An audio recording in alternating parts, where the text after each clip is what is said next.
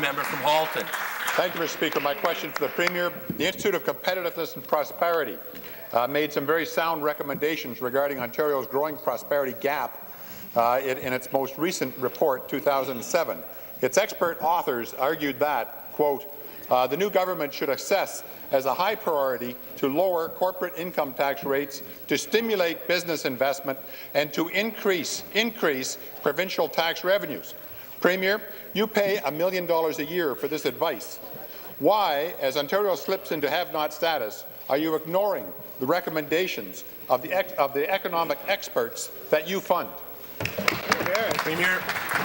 Speaker, I'll take this as a cut question.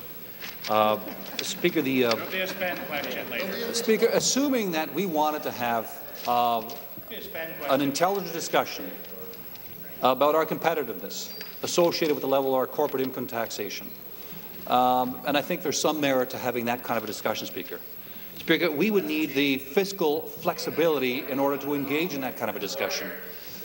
There are some areas, Speaker, where we know we could invest more quickly to provide more supports to our most vulnerable, particularly to help the poor so that they can grow stronger and become productive, contributing members of a stronger economy, Speaker.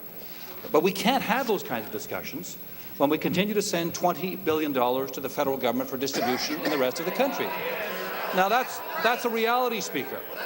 We're not prepared to cut our taxes now and at the expense of our important public services, Speaker. But there are all kinds of other discussions we could have where we're able to retain more of the wealth we're actually creating here. Supplementary. Thank you, Speaker. I'm convinced the Premier didn't read the report. The report says that in order to increase provincial tax revenues, business taxes should be cut. And I'd like to read a couple more quotes from this $1 million report. Other than the United States, no other country in the developed world has a higher taxes on new business investment than Ontario.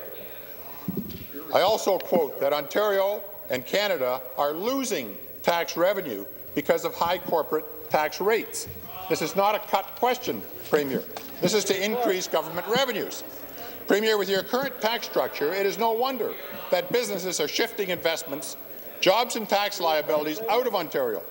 Will you continue to ignore the advice of the experts now that we are in recession?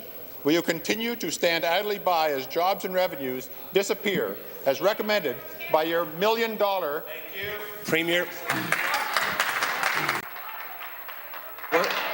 Where the member and I have a fundamental disagreement is he doesn't see this as a cut question. It is a cut question. They want us to cut taxes by $5 billion.